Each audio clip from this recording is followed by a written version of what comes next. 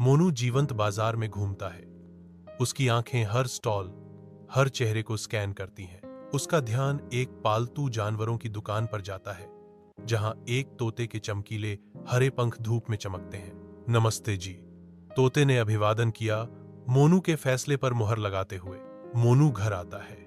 एक जीवंत तोता उसकी उंगली पर बैठा है, जो कमरे को प्रत्याशा से भर देता है। तोते की नजर एक रसीले आम पर पड़ी और उसने कहा, वाह, आम तो आम, बाकी सब बेकार है। दादी तोते के शरारती उद्घोषणा पर जोरदार हंसी से फट पड़ती हैं। शाम की शांति में पापा अपने अखबार में खोए बैठे हैं, आने वाली रुकावट से बेखबर। चुप तोड़ते हुए तोते ने कहा, पढ़ाई करके क्या मिलेगा? आम खाओ और जिंदगी का मजा लो। जैसे जैसे रात गहरी होती है, तोते की नरम आवाज सभी को हैरान कर देती है।